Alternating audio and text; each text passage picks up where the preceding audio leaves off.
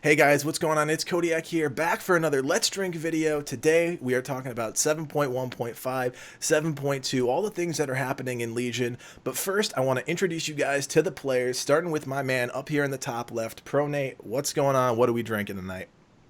My name's Pronate. I like to party, and I am drinking Maker's Mark. You're not going to drink that whole bottle, are you? Classic. Oh yeah, of course. All right, all right. Next, we got a newcomer to the YouTube channel, Bear Tank Extraordinaire. We got Faide down here in the bottom left. What's going on, Faide? What are we drinking tonight? Hey guys, I'm Faide. I play Guardian Druid. I'm also Chief Memes Officer for Exiled Power. Yes. And All the memes. today I'm drinking Granville Island Lager. Nice. Is that a Canadian right here in thing? Canada. Oh yeah, Nice, nice. it's good stuff. Cool. Oh yeah. Next, we got Demon Sang, no longer Demon Sang, down here in the bottom. Sang, what's up, man? What are we drinking tonight?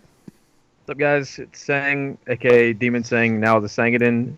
Drinking some sweet tea because somebody has to stay sober in this group or things are going to get way out my of hand. Lord. So, Oh my gosh. So there'll be He one thinks he can responsible rein all adult of us here. in. designated driver. Yeah, that's right.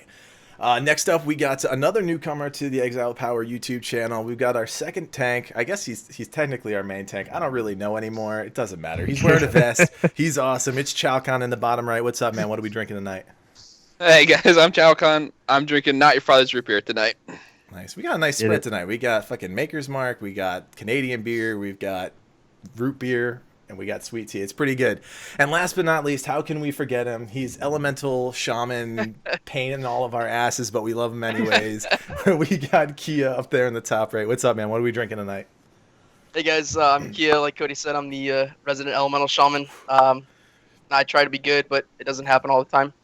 I'm drinking actually grapefruit vodka and Sprite because that's the way I roll. Well, somebody had to do it. So there we go, guys.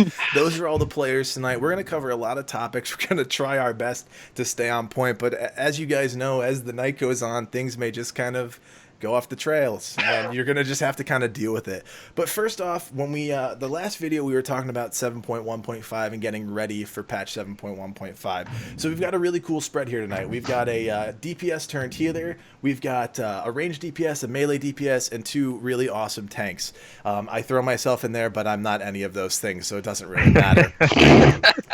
The token bad hunter. The token bad hunter The self grip. Those are hey, it pretty early. happens.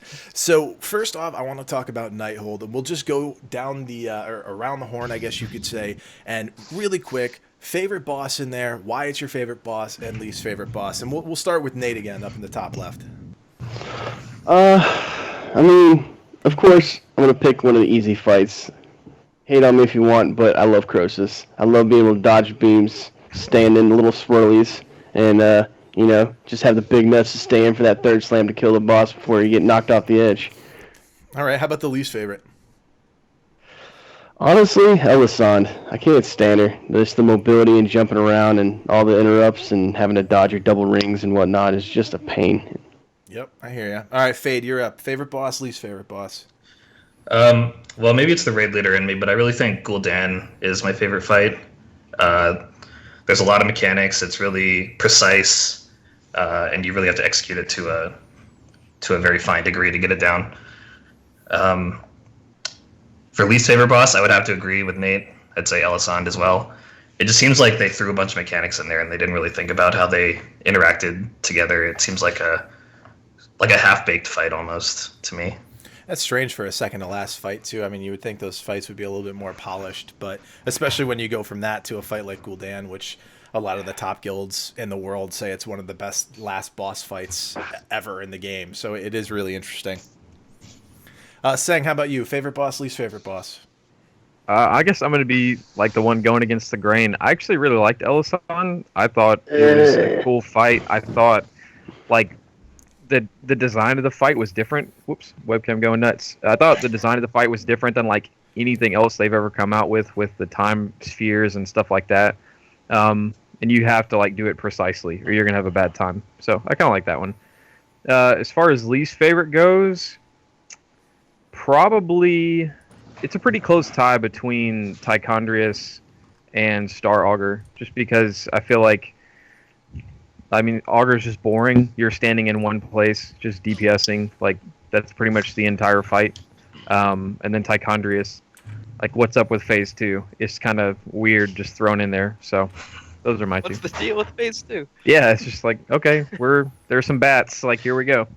All right, Ryan. How about you? Favorite boss, least favorite boss? Faide kind of stole my favorite boss. Gul'dan is also mine. It's just kind of cool, like all the extra action, like the extra buttons that kind of bring in like a new aspect of the fight, like when you should use it, what like as a ranged DPS, like what you should line it up with, and just the phases are all kind of a little bit different. Usually in a boss fight, it's like the first phase has a certain set of abilities, and the second phase has the same set of abilities with like another extra ability, but they're all pretty different. Like the first phase, you're just all fighting the ads. The second phase, you're, killing the eyes and running out from the bonds. And then the third phase is like a whole new set of mechanics. So it feels a lot like, at least on heroic, feels a lot like three different fights all in one, which I think is pretty cool. Yeah, and it definitely takes a different turn then. I mean, I guess you could count TOV and Helya. Not a lot of guilds did that on Mythic, and we're actually going to talk about getting back into TOV as part of the Nighthold progression scheme. But I mean, in terms of Xavius and last bosses, I mean, what a contrast. Even on the heroic difficulty, Xavius didn't feel like a last boss. The joke was always that Cenarius was the last boss, and then, you get to Xavius, and even on Mythic, it was a pushover. We had more trouble on Cenarius than I think a lot of guilds did, and if you killed Cenarius, you kind of assumed you killed Xavius, and Gul'dan is definitely not that way. I mean, Xavius took us like 18 pulls, and Cenarius was like 70 or something. Yeah, I think when I was listening to my boy Pat Crane and the Convert to Raid podcast on my way home today, they were talking about Exorcist, and they pulled Mythic Gul'dan, I think, 350 plus times. So, I mean, we're almost seeing a shift back to what we kind of expect progression rating to be. And one of the cool things that they were talking about was that each guild struggled on different things. There was no like major stumbling block. Each guild kind of struggled on their own feet over a specific mechanic or a certain boss. One guild had trouble with Tichondrius, another one had trouble with Augur. I think Method was the one that had a lot of trouble with Augur, and it's really cool to see that. It just makes me feel like Blizz is moving in the right direction with PvE. And that's actually kind of my second question, and anybody feel free to chime in here. PvE, I feel like it's a non-debatable issue. It's the core of the game. It's the core of why a lot of people play. I mean, if you want a PvP, that's great, but it doesn't seem to be the main driving force behind the game. Are they moving PvE in the right direction? Look at the past 5-6 raids from Legion back to some of the raids in WoD. Are they going in the right direction? Where do they need to keep going? Where do they need to keep pushing boundaries? Well, I'll chime in for that. I think they are moving in the right direction. They have, like, the difficulties they've been scaling back. Like, just this past week, they did hotfix Elisan's health pull down 10%, and which is rightfully so, because in Mythic, people were running into the enrage timer at the very end of the boss fight, and they were bringing, like, 2 healers for some of those encounters. So I think that they're still being able to cater to, like, the top 1% of players that are pushing for those world firsts, but at the same time, with them scaling back the difficulties and then opening up more artifact traits down the road. 7.2, it's really going to allow everybody to get a handle on the game and play at their leisure, whether that or not they're going to be a top tier player or like an entry level doing normal heroics. Yeah, and just Nate was saying, like, it seems like with a lot of the content, they're kind of keeping it relevant to like every level of rating. Even for us, like, we're not like bleeding edge progression, but by the time we get to some of the later bosses, they've been nerfed a little bit to the point where they're still like quite a bit of a challenge for us, but they're not like almost impossible like they were for some of the like the world first guilds right now, because there's a lot of talk about like Star Augur being like mathematically impossible for a while to kill, which I think that's what those guilds look for in a challenge, and in overcoming that. But like some guild like ours might not want to have to have the best gear as possible in the game, and like do 350 plus pulls on a boss when we get to it. That's, especially as a 2-day, that would be a really big deal. Yeah, we've seen actually. I mean, when we did Gorefiend, for instance, we were close to 200, right? Mythic Gorefiend, somewhere around there. Yeah, we were. Yeah, and so that was, but when they first killed Gorfeed, I think it was pushing 300. So you always see that kind of rollback, and whether that be, the slower teams are getting more gear because they're taking longer to get to that content. I mean, it's not like we're sitting in Mythic slamming our heads against a wall the same amount of time. Usually those guilds are looking at better strategies, looking at better guides. But I tie it back to look at all of the Nighthold fights. Look at the PvE content that's been released. Let's just look at Legion, right? Let's look at Emerald Nightmare, Trials of Valor, and Nighthold. Is there something in there that does not work that they need to either change, they need to stop doing, designing fights a certain way, or do we like it? Do we think they're going in the right direction? I will say that I think encounter design has been the best it's ever been in the game.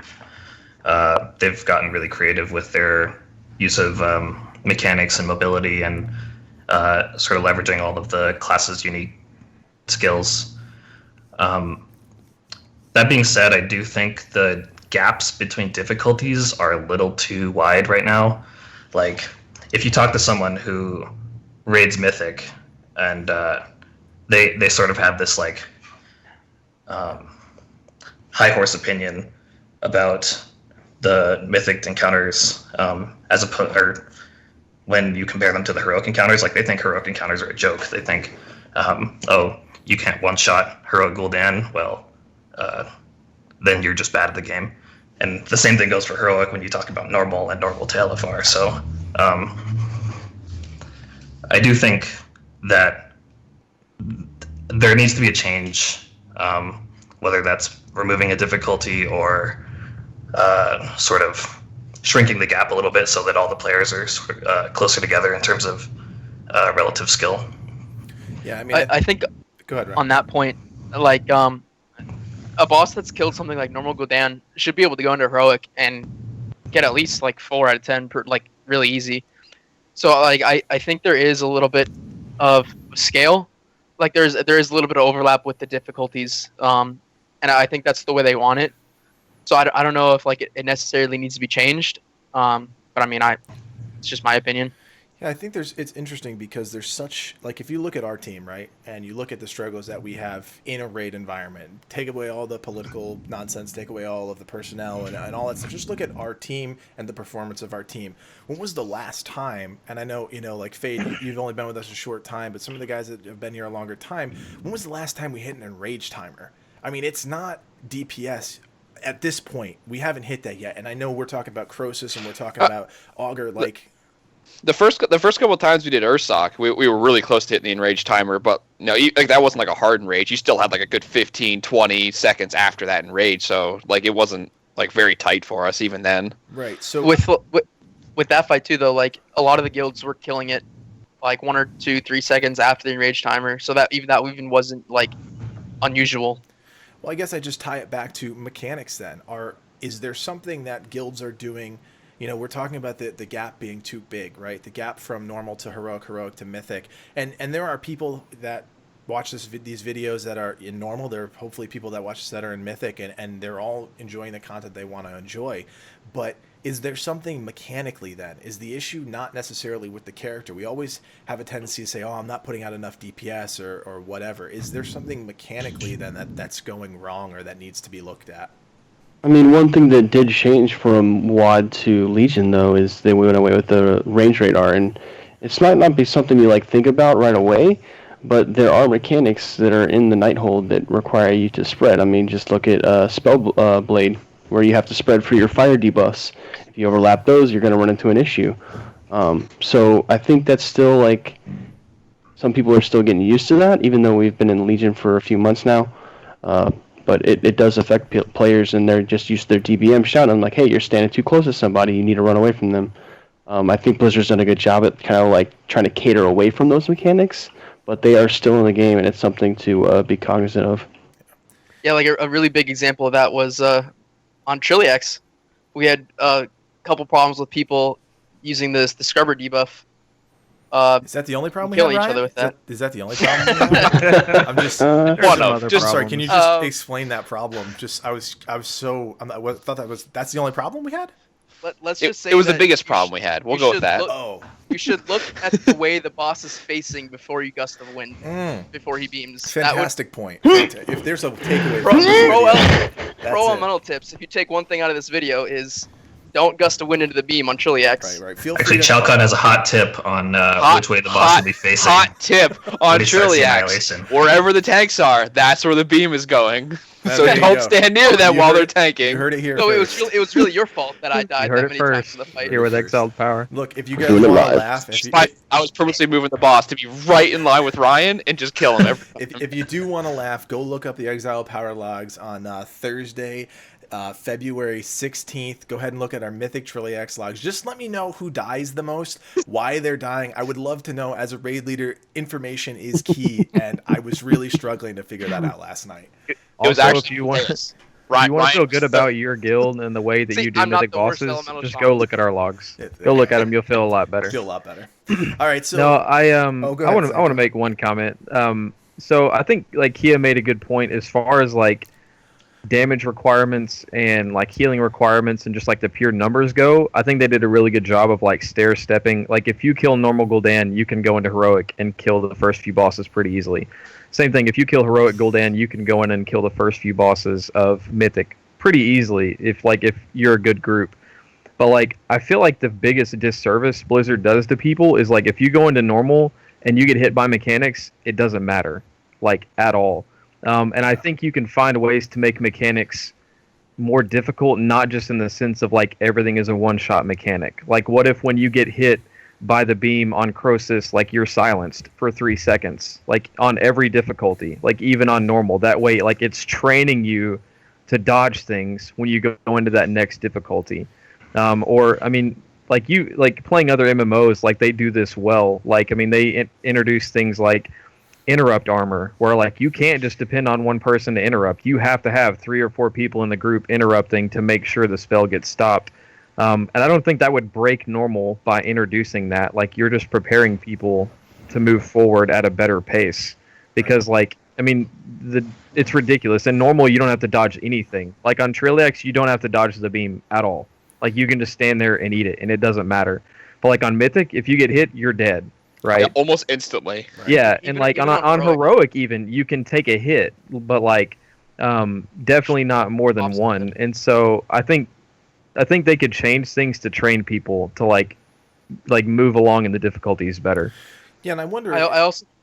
Oh, sorry, Cody. Yeah, I just want to I also think that one thing that's a little bit different for us, like going into normal with like full mythic gear or whatever that we have, like most of us being in the mid 890s. Our health pools are so high that those hits in normal don't matter. That's what exactly. But someone what I was that's gonna say.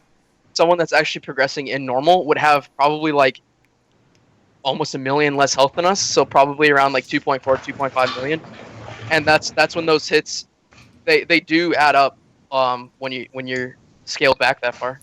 And I think like people, regardless of like where you're at in the game, like some people do only normal, and like quite frankly that's fine. But like I mean, for example, I did the time walking today, and my healer was super salty because I was doing it as a Havoc Demon Hunter. And he was like, bro, I've cleared 10 out of 10 normal Nighthold.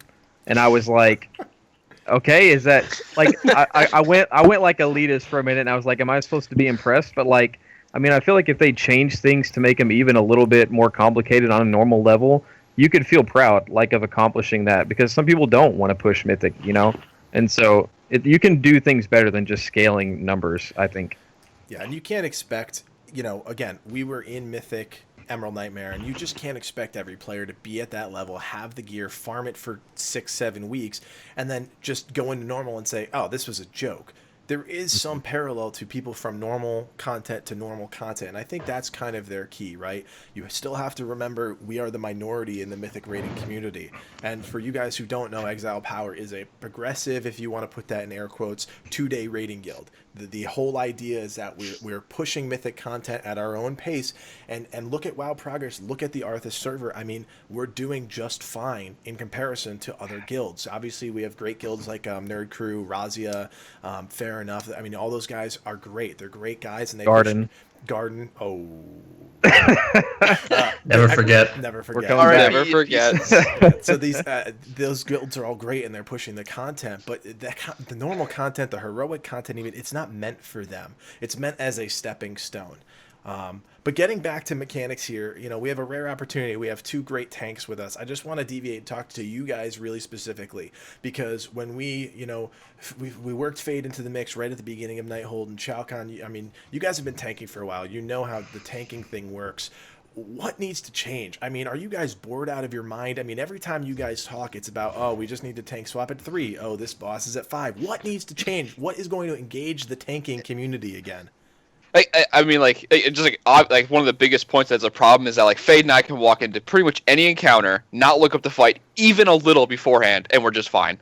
Like within a couple pulls, like none of the mechanics are ever complicated or require us to do like anything more than just like run away and then come right back. Like we don't have to do anything extravagant. And very often we never interact with the rest of the raid with our mechanics. Besides, like, don't face it towards them or just don't be near them.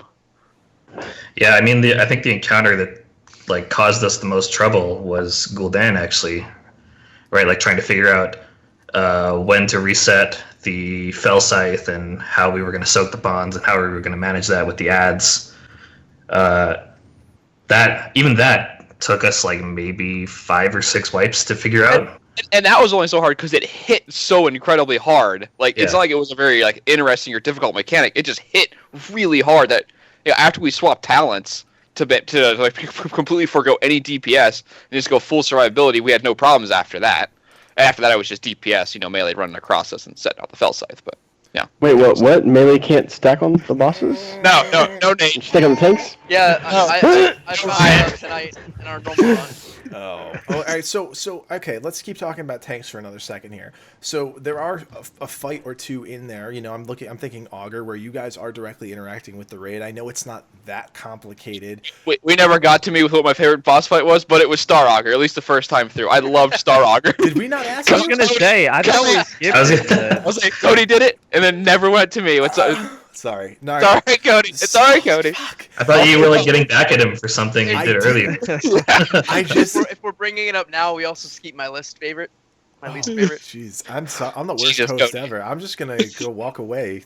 About as good as the raid Step leader. away, Cody. Just gotta turn over to the guy in the suit and tie, man. I know what's up. Star Augur was my favorite the first time through. Elisan became my favorite after a couple times through. Okay. All right. So 7.2 with Tomb of Sargeras. I mean, what do you guys, you tanks, what do you want to see more of? What do you want to see less of?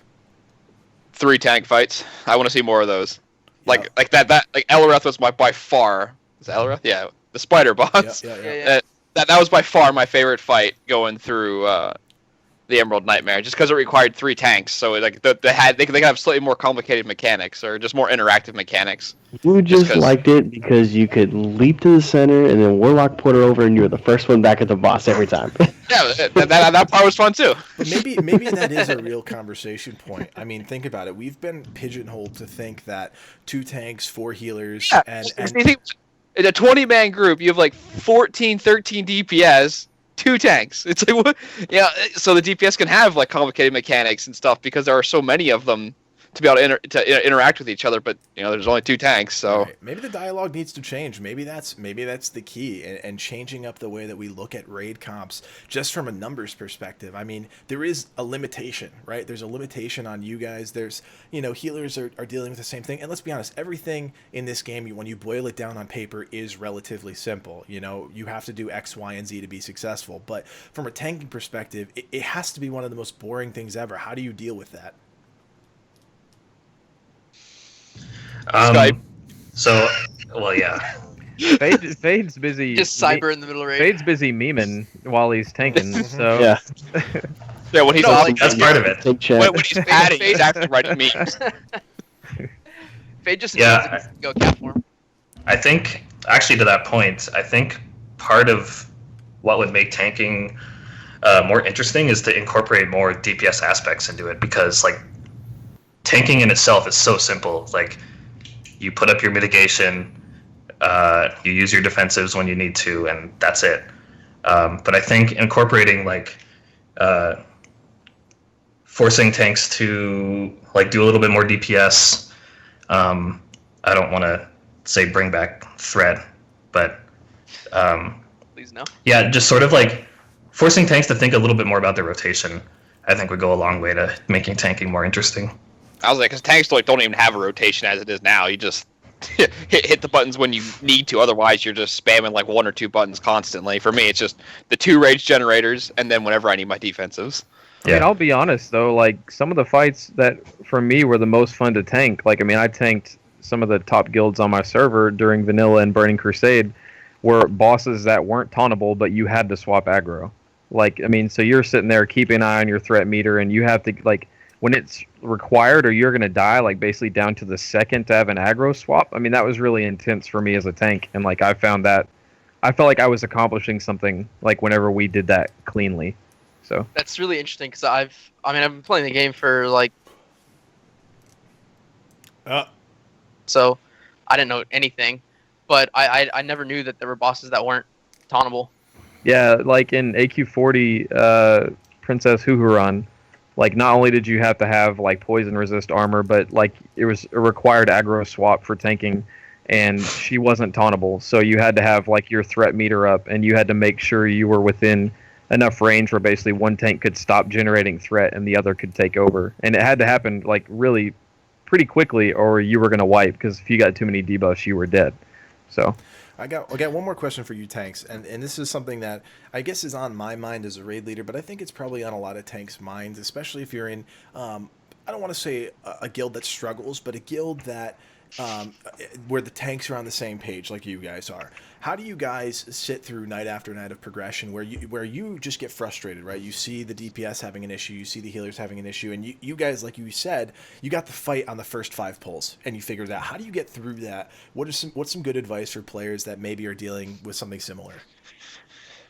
I mean, I jokingly had said Skype earlier, but like that truly does a lot for us. Like I can vent my complete frustration to the other tank who completely understands because he's having the same frustration. It really helps that like I'm not doing it into Discord to the rest of the raid. I'm just doing it to like, to Faide, or sometimes like Sosos will join us in there. Sometimes Revorn. Well, he hasn't done it recently, but like last expansion, Sosos was almost always in there, and then Griffin as well.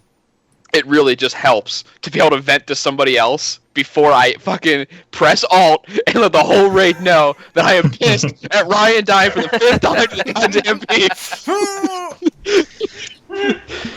Nate knows. Pronate knows a little. Or bit Nate walking across the fell scythe for the 3rd time in the same goddamn pool. So this is the frustration we were talking about that he usually doesn't convey to the raid, but it's real. Get it out, Challcon. It's real. we probably should have thought about this. You're hearing it live here Tanks first. in a room with oh man, look at Nate, he lost a suit. I know, he was done. Oh, Yeah, what? I don't know. I didn't even notice. Magic I trick. thought we had agreed that every time you left, you're supposed to come back fancier, not like. No, This is fancier. He's got a Tata shirt on. there you go. All right, so let's talk about. 88. Oh, well, I guess it is Tata. We got our tank thing in. I just wanted to talk to you guys since it's rare that having both of you guys in here, because it's always good to talk to tanks. But let's talk a little bit about guilds. Let's talk a little bit about Mythic progression, Mythic kind of the Mythic journey, if you will. So specifically in Nighthold, Mythic was challenging to a lot of top guilds. It took a little bit longer. It was not a one-day clear. And for us in Exiled Power, we're moving to kind of that pivot point, right? The Croesus Spellblade pivot point in the Nighthold, where you really it is a jump. We had a little bit of a trouble with chromatic anomaly, but it wasn't a terrible thing. So we actually, our plan, and I told you guys this today, and I'll share it with everybody else, we're going to go back into TOV and finish up Guarm and Helya. There is still great gear in there. There's still some great fights that we can get in there and do. And this is kind of the first time in a long time, if I remember correctly, where you're kind of progressing and then taking a huge step back to eventually progress more big picture wise. So, is that kind of deviation good for the game? Do you think it's a healthy thing? I mean, everybody's so stuck in a linear mindset that is this really going to be a problem? Do you think a lot of guilds should do this? I think that Blizzard just sort of screwed up with their timing and how overtuned the Trials of Valor were. Like it was just like I felt that was like they boss is like a tank perspective, Odin hit way too hard with those spears, and then going on to Guarm, he hit way too hard with the flashing fangs. I mean, especially for a warrior, like spike damage is something I'm horrible with. So I just felt like it was so overtuned that I would just get. It didn't matter if I was at full health, like I would just get one shot every. If I didn't have a defensive, I would just die. Yeah. I wouldn't. Sorry, go ahead. Oh, you can go ahead. Okay. I wouldn't necessarily say it's overtuned because it was like if you were in a world first or a world first capable guild, like you were at the perfect level to tackle those encounters because they were tuned for those players, right? But I guess this is something we'll get into later. But the artifact power gap between the world first players and the casual players is just so huge. And back then it was even worse because as time goes on, it of course it narrows and narrows because they can't go any higher and everyone else just gets closer. But back then they were already maxed and I'm still back at like 38 traits or whatever I was at then. It makes it really difficult for like a guild that's not like ready to dedicate time to farm out 35 or 54 traits to go into those encounters that are tuned for 35 or 54 traits and have a reasonable expectation of getting them down. And that compounded with releasing Nighthold like a lot sooner than I think people were ready for, kind of just it created the situation. I think another month would have been pretty nice. Like I feel like the fights being tuned for the world first are good at first, but obviously eventually they need to bring them down to like other people's level where you aren't playing this 100 hours a week just raiding, just being ridiculous like that. I mean, I'm okay with obviously like they've done that almost every time where they nerf them eventually down to a level that pretty much everyone else can do then.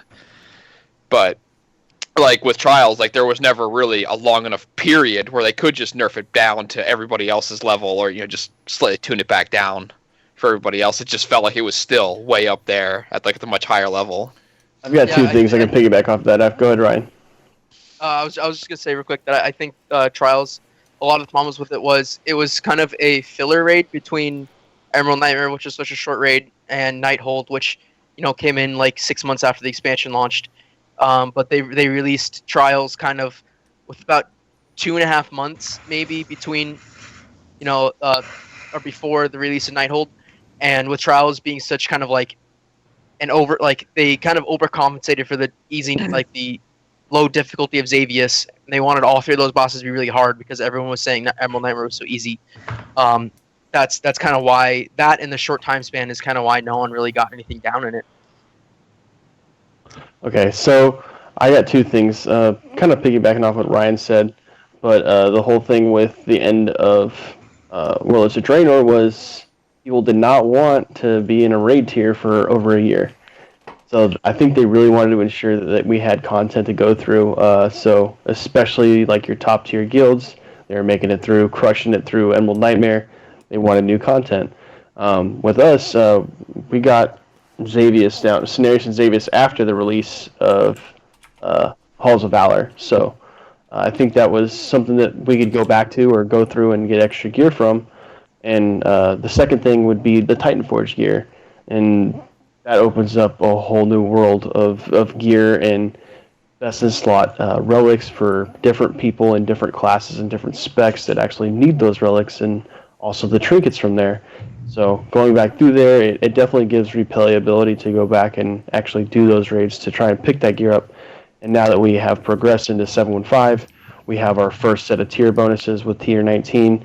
We can go back in and do some substantial numbers as a guild that we are now, and could probably trivialize a lot of those fights that were well above our skill cap for Emerald Nightmare and Mythic Halls of Valor. Am I saying Halls? It's Trial of Valor. I'm sorry. Getting a little tipsy over here. I put money down. Gorm's still gonna one-shot me. Yeah, you think so? It'll happen. It'll happen still. Hey, I'll fuck up. I'll get one shot. Okay. So, I mean, I'm just looking at the WoW progress now at the time of the recording. And right now there's 9 guilds that are 10 of 10 Mythic, right? We're still talking Mythic. And they're already testing on the PTR for the next raid. I mean, they swore, on whatever Azerothian Bible they want to swear on, that content was going to come out faster. But at some point, is this a detriment to the communities? Is it a detriment to the game itself? I mean, you're talking 9 guilds in the entire world. EU, US, that's not a lot, and they're already testing for 7.2. They want to pump this content out, and we've seen there are problems. There are problems that they aren't addressing, specifically in the artifact power, artifact knowledge system. We're going to talk about that just in a few minutes here. But, I mean, is the content thing, I mean, we're talking content over quality at this point. Is that a problem? Are we starting to see them kind of lose grip on their quality control? See, I would say that that's a problem, but I don't think quality has been an issue at this point. And I just looking forward, I think when we're all looking back at Legion, when the next expansion has come out, the one thing we won't be able to critique Blizzard for is not pushing out enough content. Because as much as we want to be in a raid the week it comes out and start doing progression, it doesn't necessarily have to be that way, right? I mean, you can easily pace yourself and take your time and make your way through, and that's going to be beneficial. I mean, honestly, as long as they keep the Titan Forge system the way that it is, you could make an argument for going back into Mythic of every raid tier and finding that perfect itemized Titan Forge piece and benefiting from it. Because the way secondaries are right now, the way stuff can roll perfectly, the way stuff like stat sticks are just extremely beneficial, makes a raid like Trial of Valor really, really appealing. And so I think as long as they keep producing content of this volume at this quality, I don't think there's really a lot of room for criticism other than really honestly, even though they're tuning it for really high artifact power, there's really nobody to blame for that other than just you deciding you don't want to take that much time to play the game, which is fine, but you can't really critique them for making it a positive, enjoyable experience for both the hardcore and even the casual player. So, but when you're talking about trinkets, this happened today, right? We were talking about Moonkin, one of our balance druid. He was playing on his ult, and he gets a best in slot trinket. At least that's what we're claiming here based on some information on SimC and whatnot. It's an 830 time walking trinket. I mean, and even bringing it back to the Titan Forge issue, somebody said in our raid, why even bother going into Mythic when you can just get an 890, 900 piece from normal? I mean, the RNG thing is ridiculous in this game. It literally covers every aspect of this expansion, and that doesn't feel good. I don't think. Does it feel good to anybody here? No, it doesn't, and especially if you're in a really competitive guild, you feel obligated to go back and run every raid on every difficulty because of the chance that you could get a Titan Forge piece that's better than what you have, or a legendary that's better than what you have. And it's really exhausting sometimes, I think, for players who I guess they have no one to blame but themselves, but at the same time, if you design a system like that, people are going to abuse the system.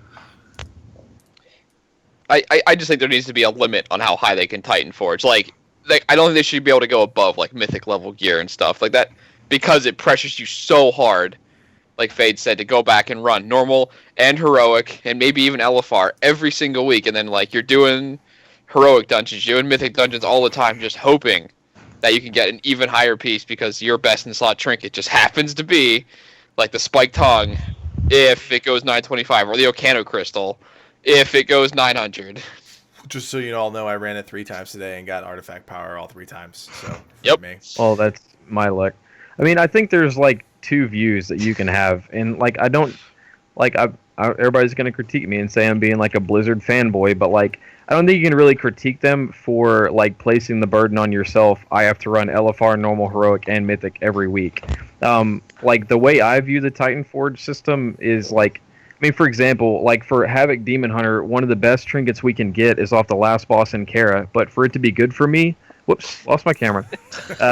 Sorry, I'm getting flustered. You brought up that trinket from Time Walking. Oh, that's but so it would be a trinket off the last boss from Kieya, but it would have to Titan Forge 50 item levels.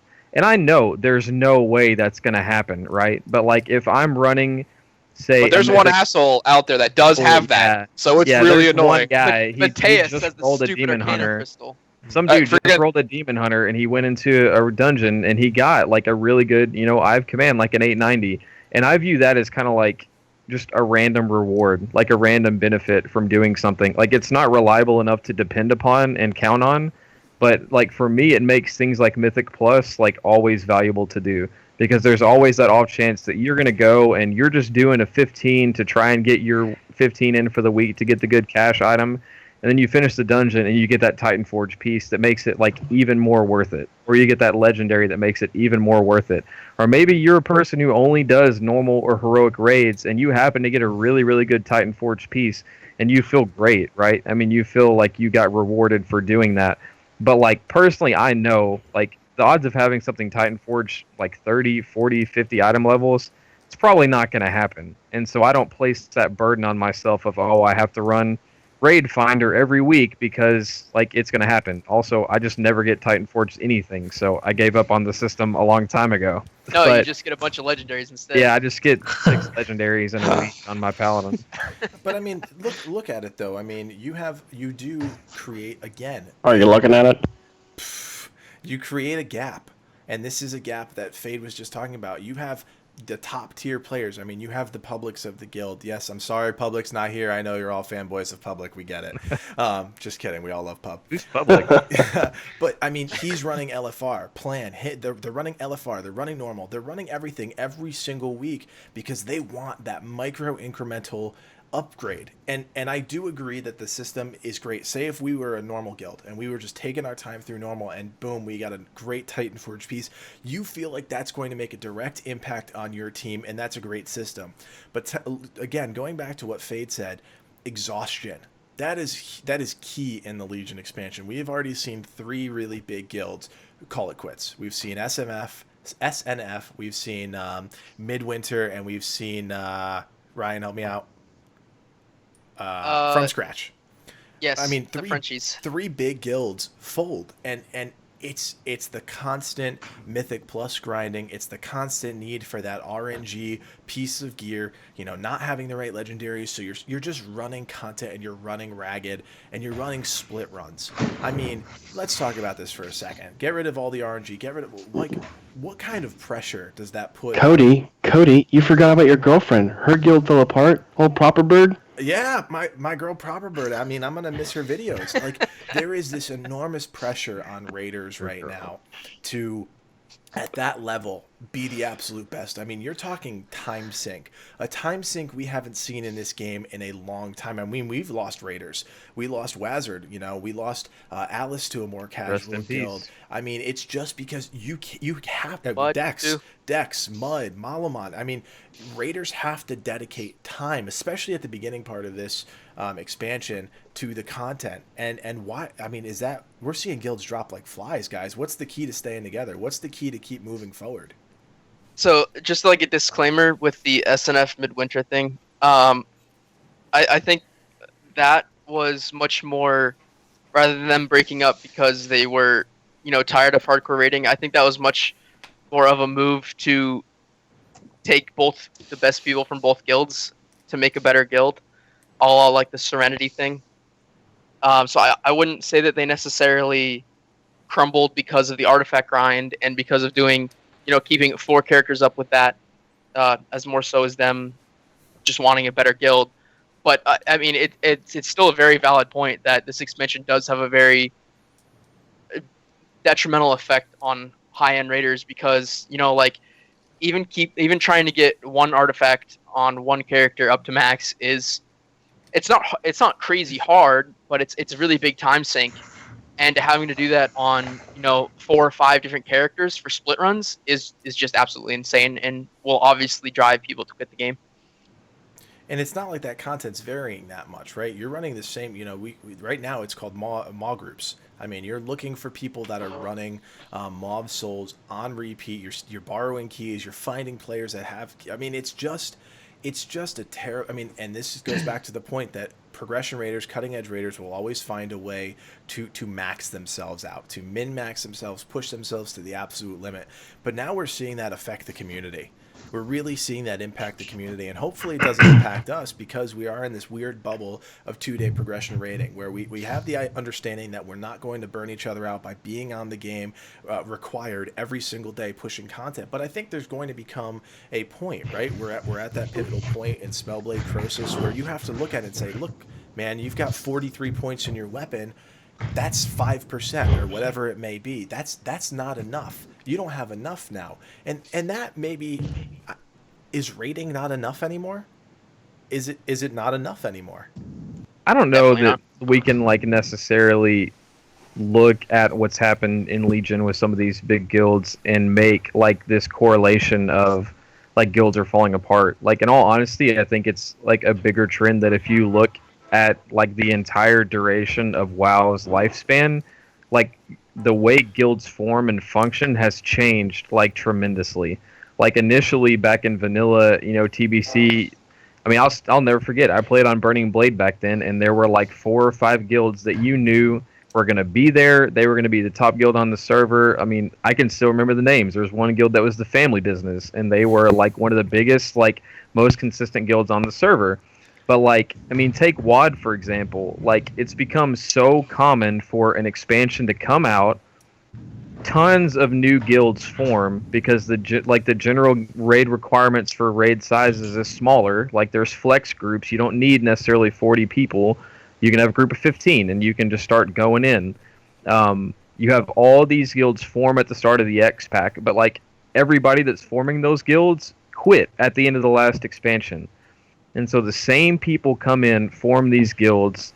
They're in there when content is fresh, and when it starts to get old and stale or too hard, they just quit the game again. Like, guilds are not like concrete communities like they used to be as much. Like, you still have those handful that everybody knows about, but for the most part, like, what do you see when you log in Legion at the start of the expansion?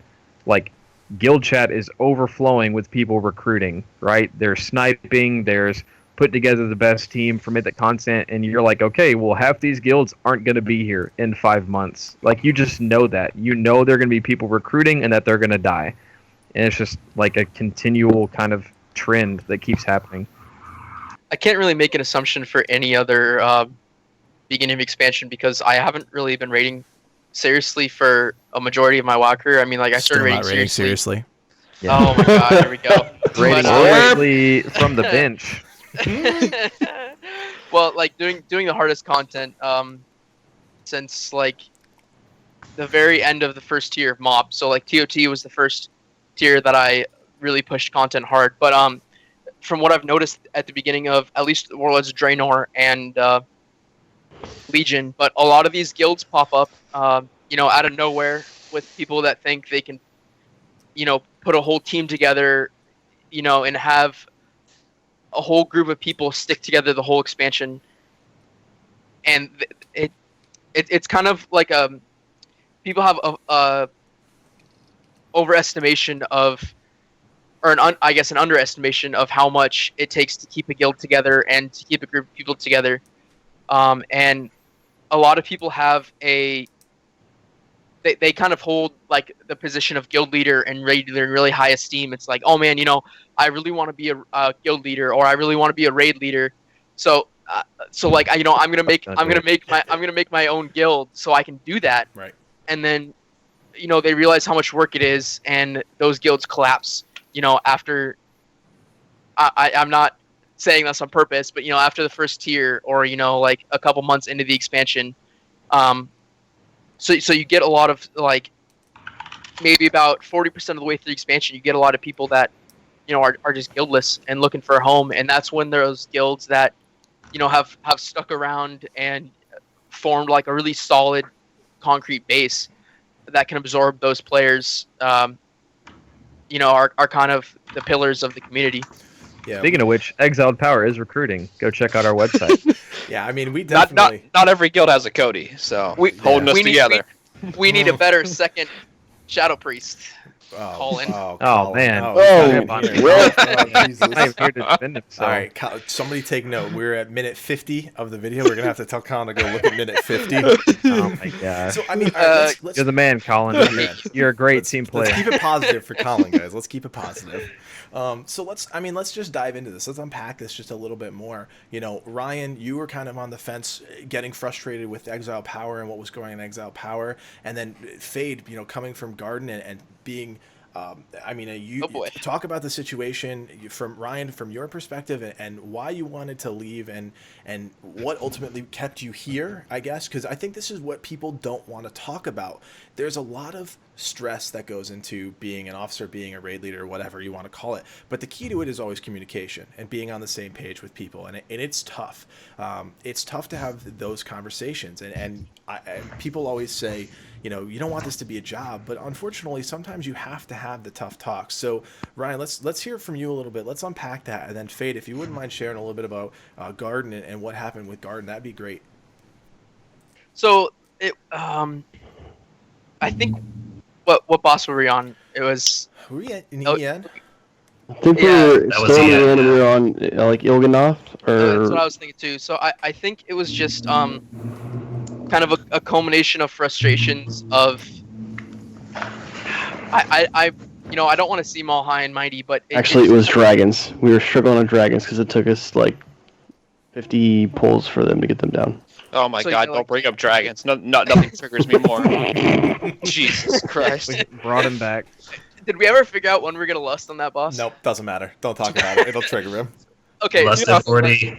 Maybe we should decide if switching which dragon the tank starts Now, with. Chal, if we start with you on that one, and then the other, it fixes Man, now everything. Mike's taking a bullet now. Good grief. Here we go. Minute 52 for Mike. Okay. I don't want to be the. I really am not the one that should really be bringing this back to the point, because I feel like that is not who I am.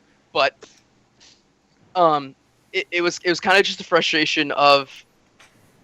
It was a little bit of ego, at least on my point. Just thinking that it's really frustrating having these people in this group that it's the same people that are wiping us every single time. And, as funny as it kind of seems now with Chiliax being the last boss that we killed, 5 times. it's just hard when you're executing mechanics to a high degree and you just keep having to repeat it over and over and over and over again because of some of the same people. And just there was also so it was a little bit of that, and there was also kind of a differential mindset between some of the people in the guild, and there was a little bit in regards to loot, which is a really stupid reason to ever have any drama in a guild, honestly. And I think that those are the main factors. Just like thinking, could I do a little bit better? Or are the people in this other guild a better fit for me, where I would be less frustrated with this boss because they're executing mechanics at the same level as I am. But that's all the negative stuff. The positives that kept me around EP. You're never really gonna find a better group of people than this guild, honestly, and kind of tooting our own horn a little bit. I was raising the roof, actually. Tooting the horn looks like this. Toot toot. Oh my god, Cody, you're All right, so Ryan's doing a lot of tiptoeing because he was kind of on like one spectrum and we had Exiled Power on the other, and I was kind of like a middleman because Ryan's a good friend of mine, another shaman that has been on the video. Steve, he's a good friend of mine as well. So I was kind of like caught between both situations, and they're like, "Come on, let's do this. Let's go to Garden." I'm like, "Nah, man, let's stay with EP. Let's stick through it because we're gonna get through this stuff." So it was just a clash of personalities. Certain classes were outperforming others, and people in Exiled Power, they like to make that known to their other members, like when they're performing well. I don't know if it's just them personally, they gotta like let themselves know that like, hey, I'm doing really good. You should look at me on the meters because I'm up top. But most everybody has SCADA meters. We can see you up top. We got that.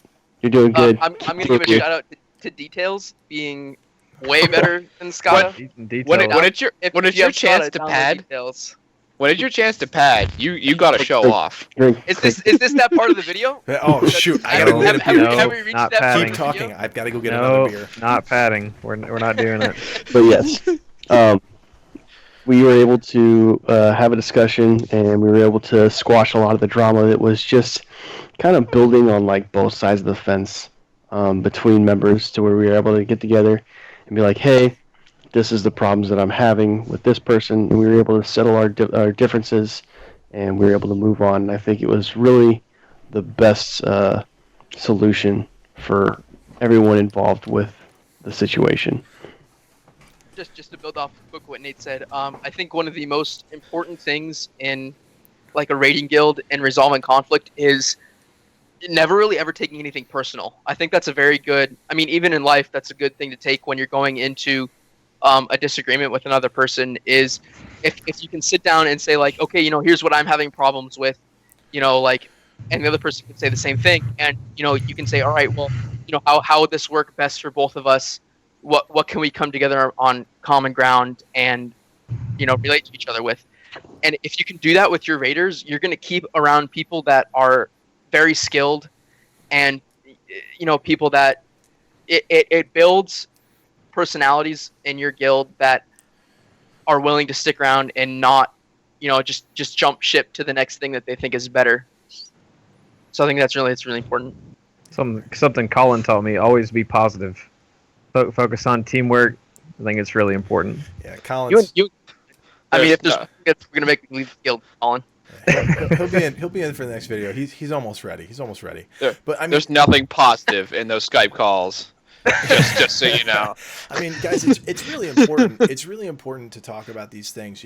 We're in this really rare position, 2-day raiding guild. There's not a lot of them around. You either raid 3 days or you raid casually. So pushing yourself to be a Mythic guild at a 2-day schedule, I mean, you have to invest in the people. You have to. And even if you have differences of opinions, differences of styles of leadership and whatnot, I mean, full disclosure, we had a great conversation with Plan the other night. Plan's been in this guild for a very, very long time through a lot of the trials and tribulations. And at some point, you get frustrated, whether it be a loot issue, whether it be a communication issue, whether it be any issue, and the key is to talk about it. And the Raiders, they know from me, I am not the best DPS in the world. I'll freely admit it. I don't care about my numbers unless it's, a normal run and we're just having a good time and I'm trying to pretend I'm good. It's the things, the pitfalls in guilds that will tear them apart. It's the loot. It's the lack of communication. It's the focusing on the negative things of your team that are going to drive a wedge between people. It's the clicks. It's so hard to manage personalities. I will say this, and I've said this before, video games and the video game culture is one of those amazing things where you have, in our case, 21, 22 players that are all on an equal playing field. There is no reason for Nate or Faide or Sang or Chal or Kieya to respect me any more or less than the next person just because I have a title next to my name. This isn't a job. I don't get paid more than them. I don't have any rank or role in real life that makes me different than anybody else. So it's one of those great personal and people experiments where you do have to learn how to lead and be a team together from an equal playing field. And I think a lot of people don't understand that. Oh, you're just playing a video game. Kate, my fiance Caitlin will see me stressed out, and she'll be like, "Are you seriously getting stressed out about a video game?" I'm like, yeah. You don't realize how hard this is. You teach kids. They have to respect you. They have to listen to you. And if they don't, there's a punishment system. We're all the same playing field, and we have to work together. And for guilds that may struggle with this, and the only reason I'm spending so much time on this is because we're careening towards a content drought. We're careening towards guilds falling apart again, and these are the keys: avoiding the pitfalls, avoiding conflicts of personalities, and working through the issues. But I digress. Faide, talk to us about Garden. Garden was kicking our ass in progression to another 2-day guild. We constantly, and we don't like to focus on. Well, that's a lie. We do like to be the number 1 2-day guild on the server. We were very proud of saying that. But then here comes Garden, kicking our ass up and down. Literally the street, one step ahead of the way every single turn. time. And it was frustrating for us. We kill a boss. Garden did it an hour a day before us, and it was that was frustrating. And every single person in the guild was on the same page. Damn, those guys are good. What are they doing different? So Faide, take us from the beginning of Garden to why you're now in Exiled Power. Okay, so first off, it felt good to beat you guys on every boss in the tier. Oh my god. You fuckers. I just have to say that. I didn't start looking until like we got later, like towards Cenarius. Did you beat us on every single boss? Yep. We delayed Nathendra a bit. I think you guys beat us on Nathendra, but after that, We'll take it. yeah, You got it. I know on something like Cenarius, you guys downed it like 45 minutes before we did, Oh, most frustrating thing in the world. and you guys started rated 30 minutes before we do. That was intentional. So that That's why they did it. they wanted to be the premier 2-day rating guild on US Arthas. There you go. You yeah. know, like, what are you Pro gonna do? tip: start earlier. You get the world first. Pro tip: start rating at 2 in the afternoon, and you'll beat all your competition. There you go. So yeah, Garden. So we formed at the beginning of Warlords of Draenor. It was myself and a real life friend of mine, Teddy Smalls. I don't know if you guys know him. He quit the Legion. But yeah, it was him and I, and we sort of were coming back from a long hiatus from the game. I think the last time we played together was Wrath of the Lich King. The last time we had raided seriously together, and we were like, yeah, we can do this. This is easy. So yeah, we formed a guild. We progressed through normal and heroic highball, normal, heroic, Blackrock Foundry. We dipped our toes into Mythic BRF before we sort of had roster issues, the usual, getting stuck on reprogressing Blackhand over and over again. And I actually quit the game at that point, and I handed leadership to Theo, and then Theo handed leadership to another longtime guildmate of ours, Truths. And he sort of took the guild through HFC. They got really far in Mythic HFC. And sort of at the start of Legion, myself and Theo decided to come back and give it another go. And so that's what we did. And we took the mistakes that we had learned from WoD and we corrected them for Legion, and we actually did really well, I think. But unfortunately, there were some differences of opinion in sort of like how, like what the environment of the guild would be. Like, are we a serious 2-day progression guild? Are we a casual 2-day, you can attend, you cannot attend, it doesn't matter to us sort of guild. And that divide sort of grew over time, and we never really addressed it, and that's sort of why we fell apart, I think. There was a lot of bickering between the officers at the end. I don't want to get too much into it. It's a lot of personal drama, but yeah, I think like a lesson to be learned there is that if you're going to run a guild, you really have to know like what the core of your guild is when you start. Like, you have to make that message really clear from the outset. Like, are you focused on progression? Are you focused on getting bosses down and as quickly as possible, as efficiently as possible? Or are you focused on building a community, like forming relationships, that sort of stuff? That's really important to get down at the beginning, because if you have mixed messages going into raids, it's just going to be frustrating for everyone. Yeah. Yeah, you guys moved so fast through the content, and that almost, to me, I mean, for a guild that you would come back into in the Legion and moving so quickly through the content, you kind of skipped the step, I guess, and this has nothing to do with you guys and the way you ran the guild, but the step of identifying your core values as a team, right? You moved quick, and that's because you guys were skilled and you were led in a skillful way, and that again, that's a lesson all in and of itself. You ended up, the divide happened because of how successful you were almost. So I can imagine that's really, really frustrating. Ryan, what were you going to say? I was just gonna kind of toot our own horn again a little bit. I think when I joined EP, which was like 14 months ago now, it was pretty clear like what the goals of the guild were. Was to progress as efficiently and as well as we could on a 2-day schedule, which really worked out for me as a student, and still works out really great. But then, as the longer I was in the guild, the more, I kind of saw the community grow. Like we have a pretty good base of, kind of casual members, which, is the Sang Gang, all our friends. And gang staying strong. So there's those guys that join us, whenever they, whatever they want when we're clearing heroic or normal, so we get them involved with the guild, and I think that's really important for, building community around your guild. And the stronger community you have in the guild, the stronger your base of recruitment and the presence you have in the community. And something that is also very unique about this guild is the success of like this YouTube channel, which is a huge, almost all the work has been done by Cody. well, tiny. It's huge. Well, when you It's compare it to like huge. it's huge. when you compare it to like the usual guild that just post their kill videos and they get like 100 views on all their kill videos, and when we can build a community that's outside of our guild, that just more reinforces our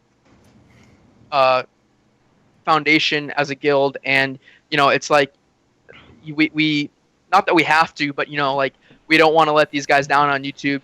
We gotta stick to our core values and put out this content that is mostly Cody's doing, which is awesome, and I'm glad I can finally be a part of it. But it really drives what's the word? It really drives ambition in the guild to do well, because then you have if you're saying, oh, I can do well, I know how to play my class, I can make this class guide, I can contribute content to the YouTube channel, I can build the EP brand, and make this guild more successful than just contributing to how many bosses we've downed or something. So there's pride. Oh yeah. And So there's no, go, sorry, finish your thought. Sorry, go ahead. So like a lot of guilds just say like, oh, like I can just go in and kill this boss and leave. But like with EP, you can say like, I want to do well to support the guild, and I want to play well so we can down more bosses, so we get more exposure or whatever, so we succeed in other areas like YouTube or the streaming and stuff like that. Yeah, it really is, but it's the people. It's finding the right people that want to put the time, and we talk about time sinks and gearing up characters. It's not about that. We've always said it's about finding the right people for the roles in our guild, and that's a huge part. If there's any advice I want to give to anybody that's still struggling to build a guild or wants to jump off, one, you have to jump in with both feet. You can't dip your toes in. You can't create a half-baked product. You have to commit to your players, commit to your team. But Sang and Chal, you guys were here through some of the more the trials and the tribulations, the merging. How many times did we merge, flashed, forgot to pre-pot? I mean, that is a tough thing to work through, to stick around. I mean, how do you do that? I must have switched guilds 4 times throughout Warlords of Draenor until I got to Exiled Power, and it was mainly just following the people that I really liked the most. And every time I changed guilds, the number of people I liked kept growing.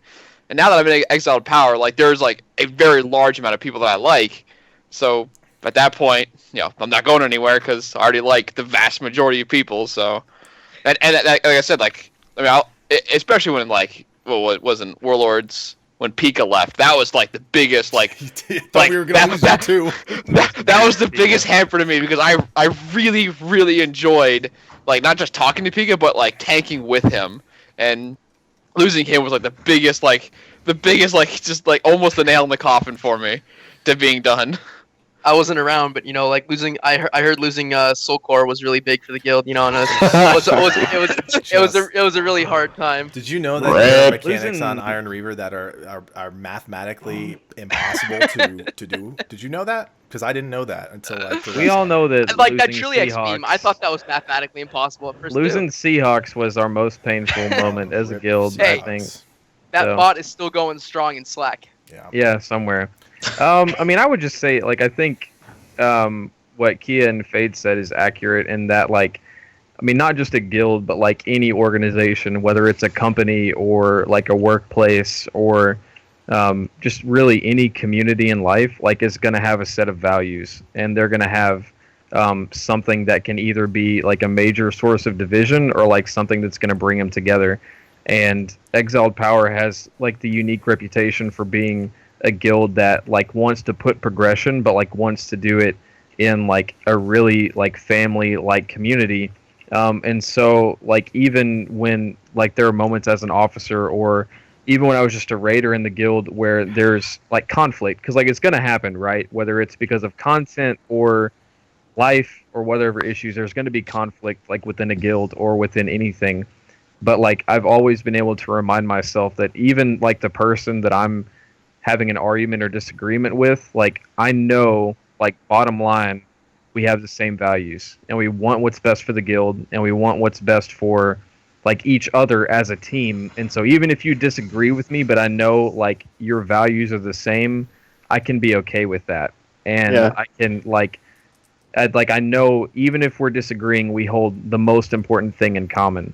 And you can get as heated as you want to with the person you're talking about. Like at the end of the day, you guys are going to end up talking to each other and sorting out your differences. And like playing a game of HOTS or Rocket League or whatever. I mean, it's just like in life. Like the people you're going to have conflict the most with is like your family most of the time, because you're around them. They see you at your best and at your worst, and like you got to find like those connections that are going to keep you in common. And I feel like that's why most guilds fall apart or why most people leave is like it's like it can start because of something like, loot or whatever, but like in bottom line it's an issue of values. And like it's okay. Like we tell people all the time, like, look, if you disagree with our like values as a guild, like we have no hard feelings about that. Like you can step away and we'll wish you all the best. But I think for people that have tenure in the guild and like are willing to stick through the storm, like it just strengthens those things even more. So like I really don't have any concerns that in the next content drought like EP is going to be fine. It's like we've done it before and we're building a community. Even new players like Faide coming in like have the same values, and so I know like we're going to be fine, whatever happens. It takes a lot of time to build up that like player base. I'm just here for the memes. Yeah, for the memes. Great memes to hold us through. Yeah, it helps tremendously. One of the greatest additions to the guild was Faide memes, and that's one of the reasons why I stuck around after I got robbed. I know we have people like Nate in here committed to make Exiled Power great again. So it's gonna be good. Yeah, I mean, thank you guys. I mean, thanks Ryan for sharing it, and Faide. I mean, I know that you don't always unpack the tough things to talk about, but it's so important for guilds that do struggle with these things because we lost Sang again. There he is. Because thing won't fit on here because they're too big to fit. Hey. If there's one thing that is special to me about EP, it's talking through these issues, communicating about the things that most people will ignore, most people will sweep under the rug. It's what makes EP so special. It's the reason why we are still moving in the direction that we need to move. But let's get back to the game. We talked about guilds for a long time. It's my thing. It's my passion. Talking about teams, talking about guilds. But let's talk about the future. We're coming up on the 1 hour and 15 minute mark here. Let's not spend too much longer doing this, but I want to talk about 7.2, specifically artifact power and artifact knowledge. There are some big changes coming to the artifact system in 7.2. So I don't know what's happening. Memes are happening, I'm No, sure.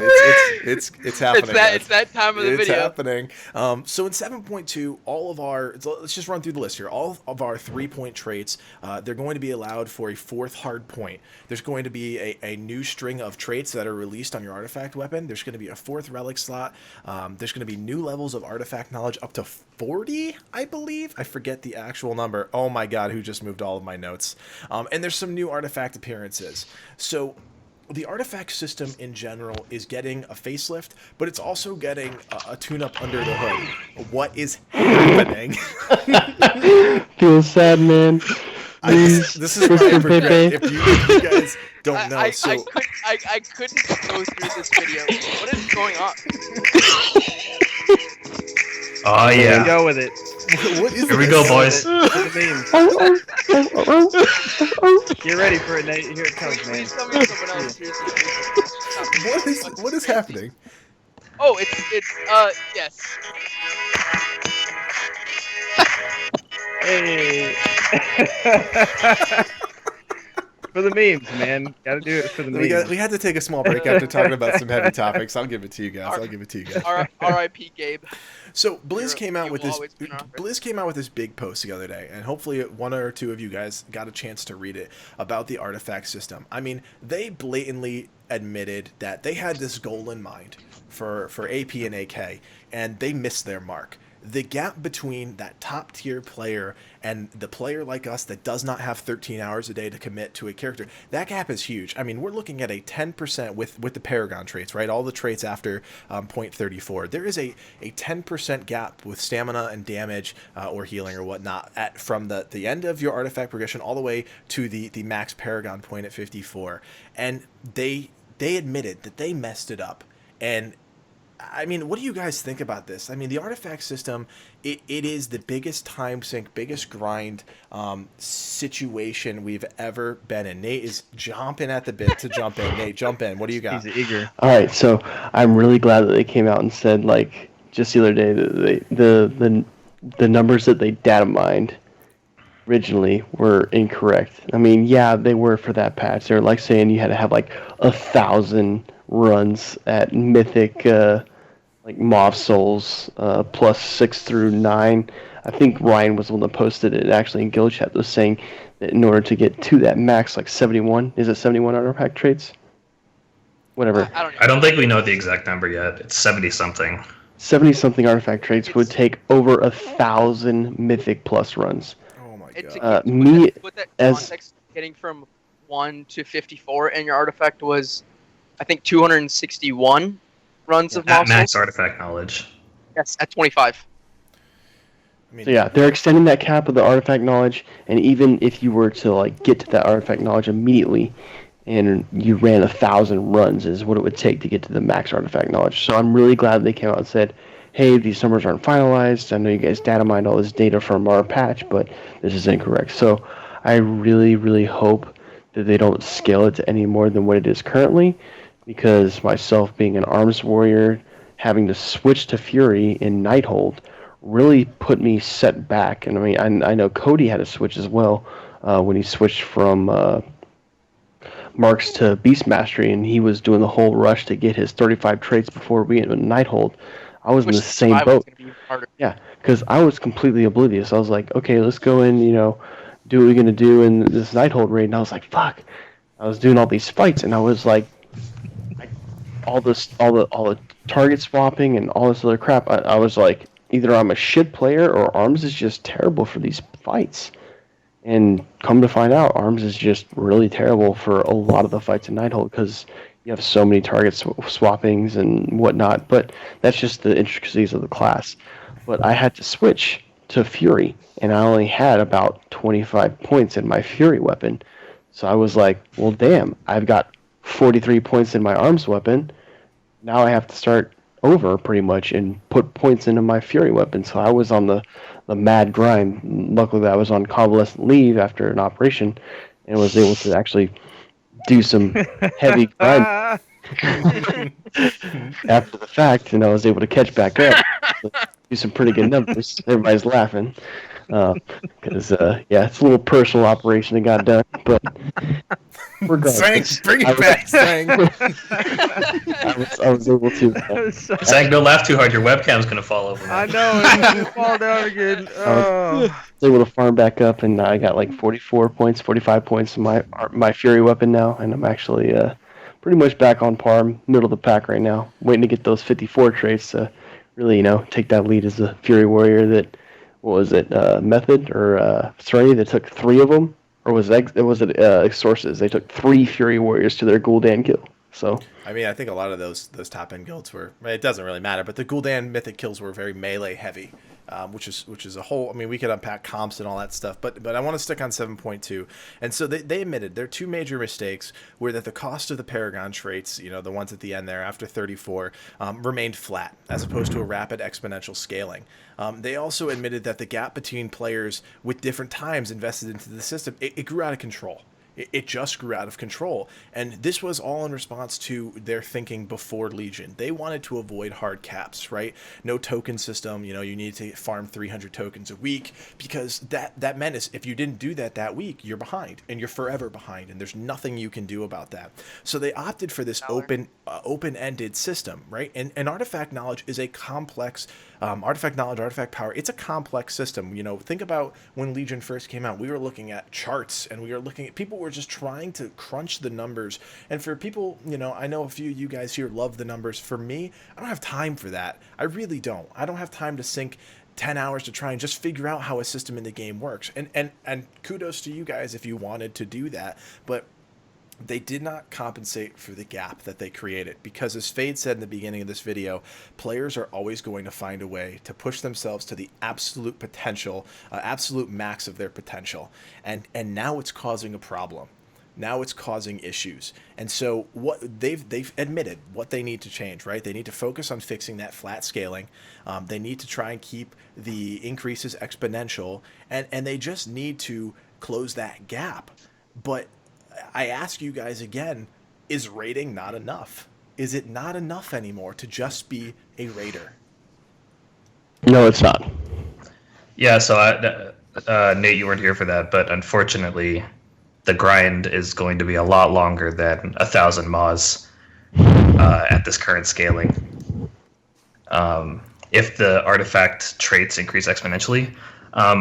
I will say, though, I think what the change to the system is aiming to do is implement a cap on artifact power without saying it's actually a cap. Like at some point when you reach a certain trait, like the amount that you need to grind to get to the next trait is going to be like so ridiculous that it's not going to be worth it, even for the world first guilds. They're just going to say, okay, this is where we can reasonably expect to be at a certain point, and after that we're just going to wait for the next level of artifact knowledge to progress further in artifacts. And I think that's a pretty good solution to the current problem. We'll have to see how it pans out, but I think it's a step in the right direction for sure. I mean, I've got to be the devil's advocate. Like, what's wrong with the gap? Like, why do we have a problem with there being a gap between people who have like 45 points in their weapon versus 54? Because, like, I mean, I'm trying to take it like from the perspective, like, also of a top tier raider, because basically what they're saying is like they don't want there to be any more than like a 2% difference between somebody who has like, this amount of time in the game or like triple that amount of time in the game. Like, if I'm the person who's put triple the amount of time in the game, like, I'd be pretty pissed. Like, if all I have is, like, a 2% or 3% difference, like, that's not worth it to me to dump that kind of time into it. And, like, I mean, if you look at people who went into Mythic Nighthold with 54 traits in their weapon, like, if they had them maxed out, those bosses still weren't a pushover. But, like, I mean, I'm a more casual player. We're just now getting into Mythic Nighthold, and I just hit my cap today. And, like, I don't have nearly as much time put into it as some people do. Even the most casual player in our guild is going to have 54 traits, like, I think by the time that we need it. And so, like, personally, I don't have an issue with there being a gap if people are willing to dump that much time into the game, like, good for them. Like, as long as it's not blocking me from doing content, I don't have that much of a problem with it, honestly. Like, But that's where the problem comes in, because they have the fights that are tuned for those 54 traits. I mean, but those fights that are tuned for the 54 traits are like Augur, Elisan, Gul'dan, you know, which are the three, like the last three that anyone in the whole world is going to do, and that's really not something you can get around. But by the time you get to those fights, it's going to be late enough in the expansion, and you're going to be at AK-25 for long enough that it's not. I mean, you're almost guaranteed to get 54 traits at that point, as long as you're literally not just logging on to raid.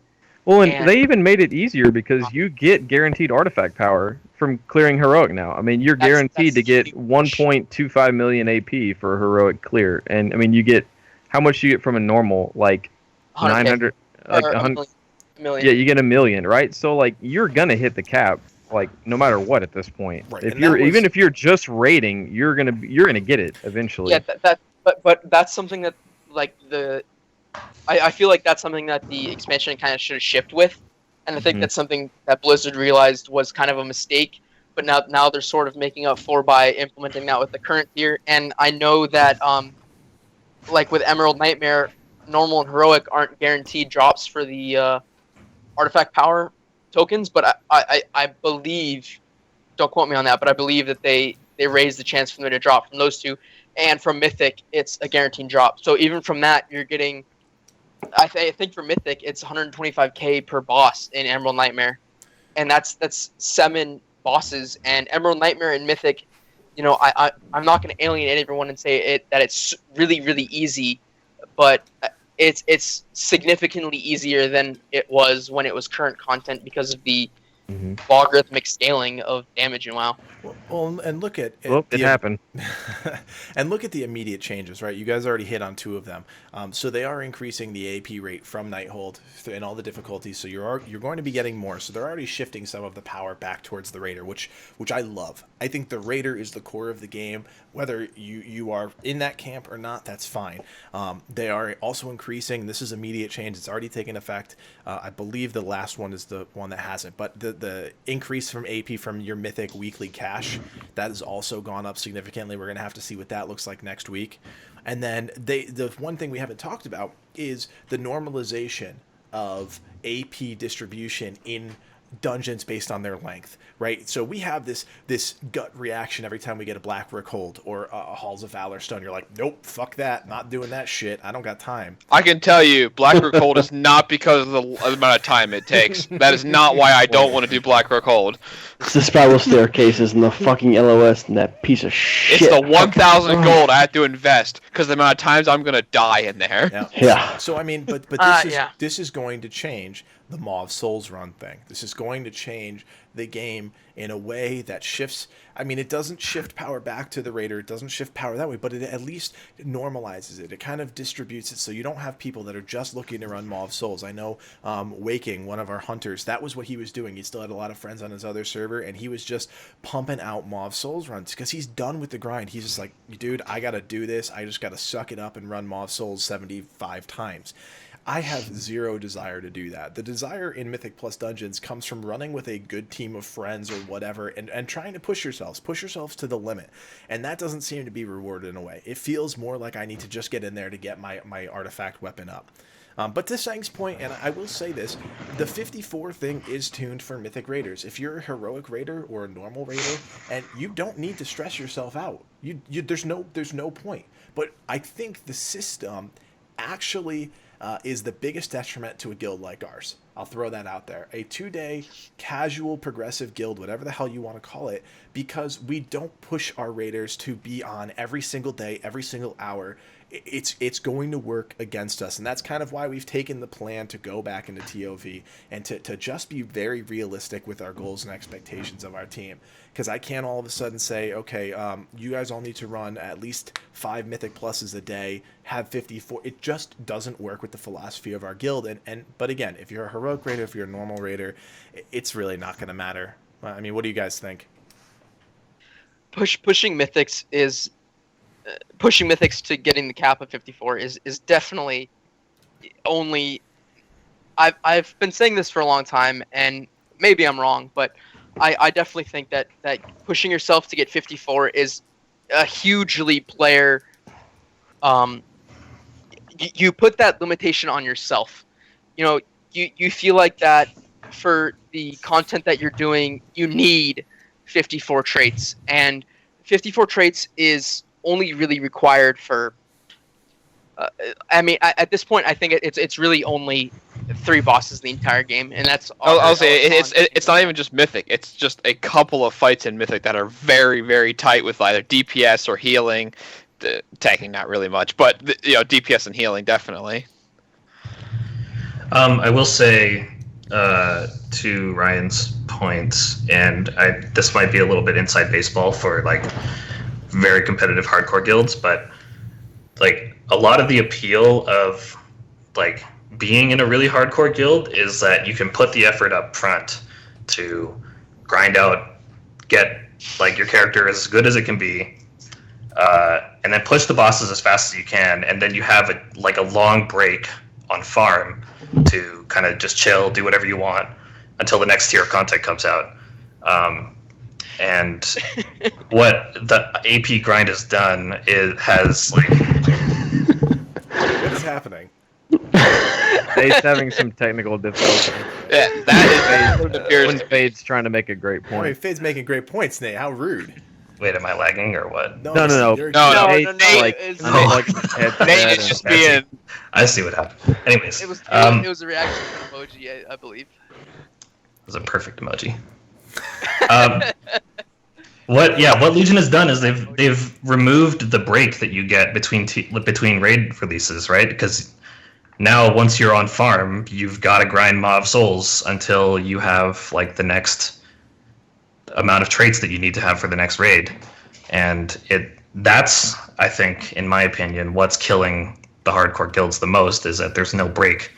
Like From Scratch, I've talked to members from Scratch, and they have been on constant 7-day like schedules since Legion release. Like there's just no downtime. It's farm AP raid, and it doesn't seem like there's an end in sight, especially if the current release schedule is holding up. That's brutal. It just like honestly, it seems like here I am again, like fanboy, like I don't like as broken as some of the aspects of the system might be. Like we acknowledge it's not a perfect system.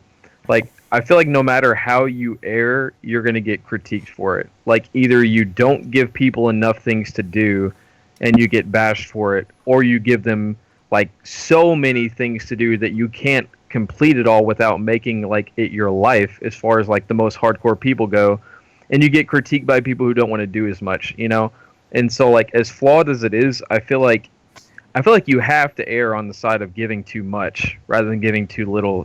As much as they've been frequently critiqued for not giving people enough things to do, I think Legion is like, here, you want content, like we're gonna dump it on you, and you're gonna just be completely overwhelmed.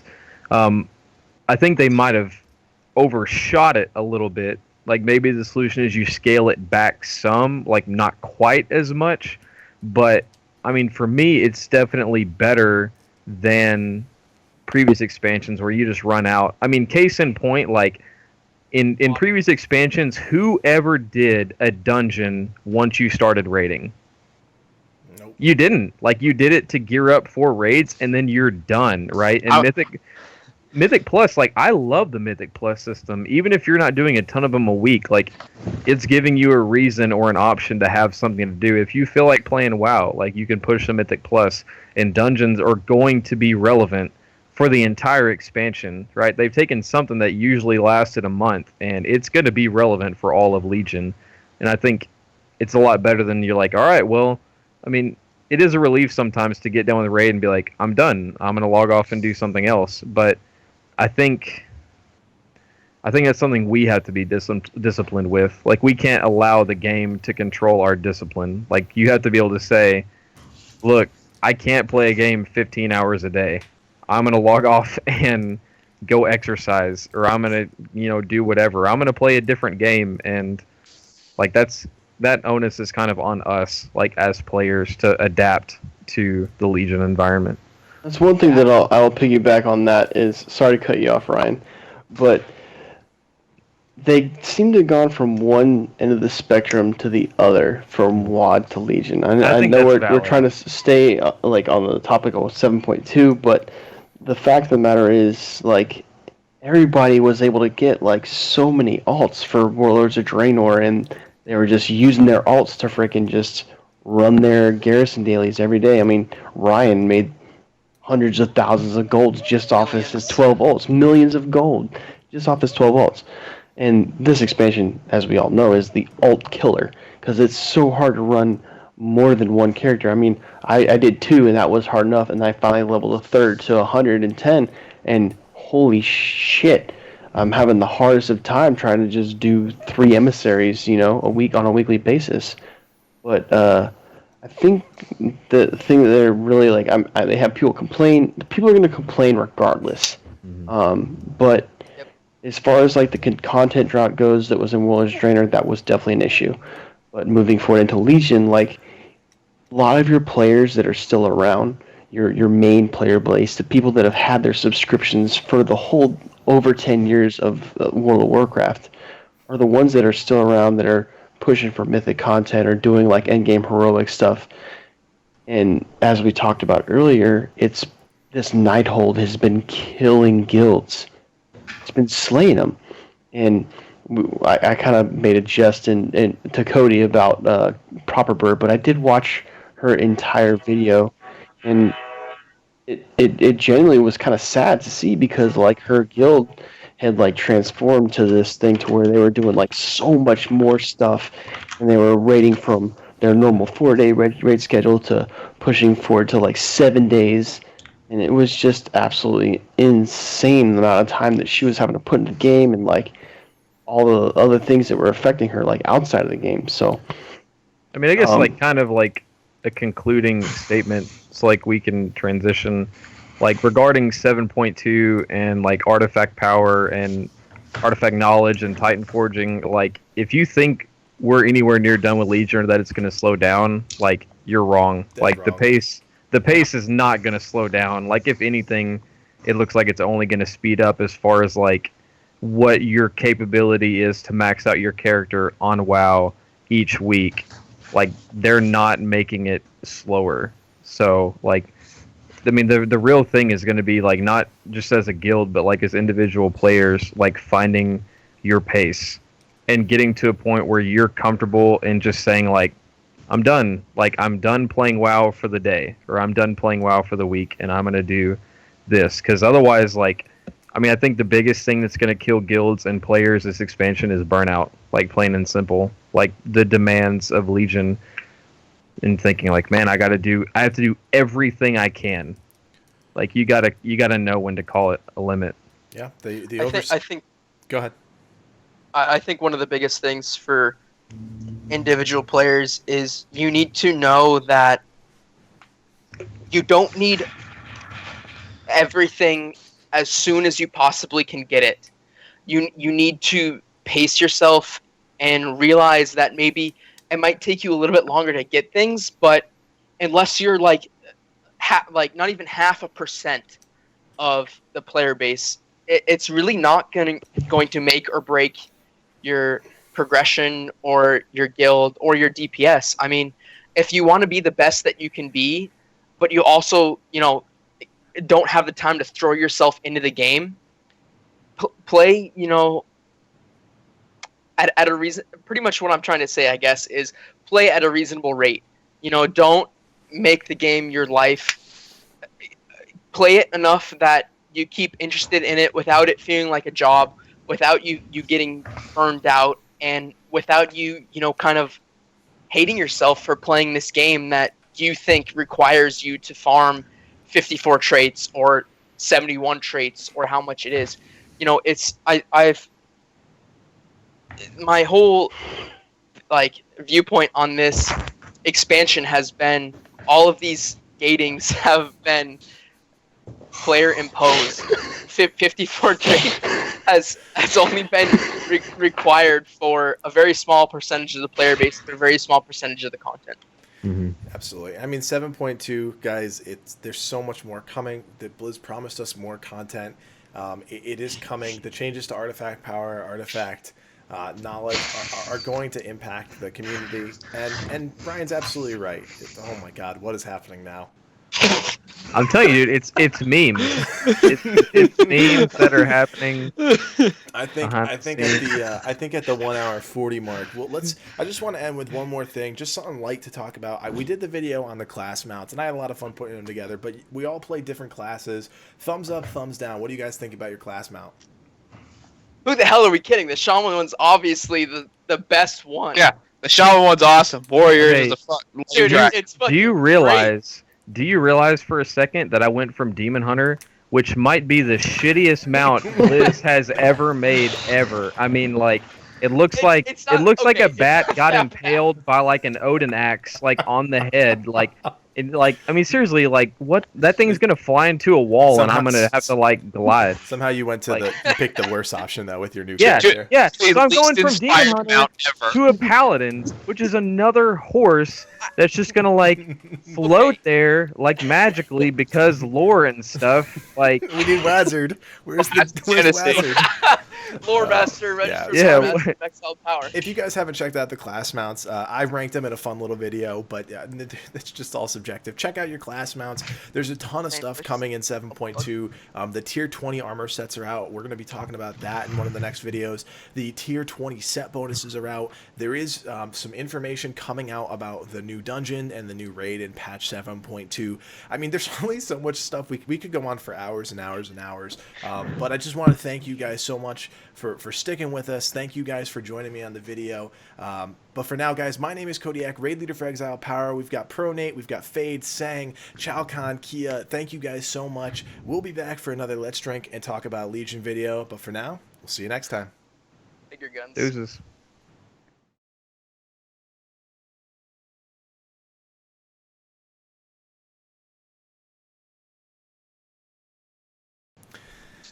All right. All right, hold on. Don't move for a second. Don't move for a second. There were so many memes I feel like happening. I don't even know what happened. I don't Dude, want to know. this was the best Let's Talk yet. I don't want to know what happened. All right, everybody. So you just gotta basically for the cover, the thumbnail, you're just gonna make a pose and hold it for just like 5 seconds. That way I can put it on. Nope, not that, Luke. Nope, not that.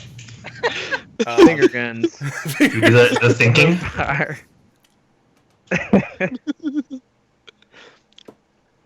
All right, good, cool, nice job, guys. I thought that was really good. I don't know. What do you guys think? On King. I thought it sucked. Well, fuck you, Sang. It was a great time. I've been a part of. Dude, that was You like know what? the fastest hour and 45 really- minutes of my life. I'm really disappointed that we didn't go over Section 5.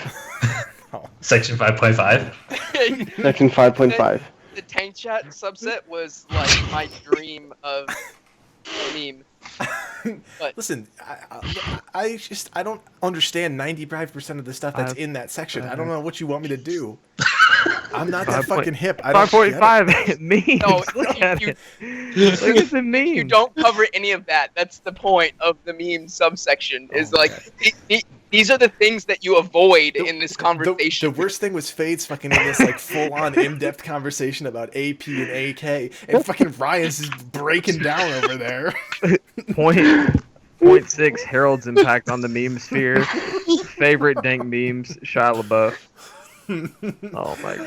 Right, wait, do I this even want to is- click on these links? Guys, surprise. Yes. They're great links. This was What links? great. This was Where? really, really good. Oh, I'm still recording. Jesus Christ.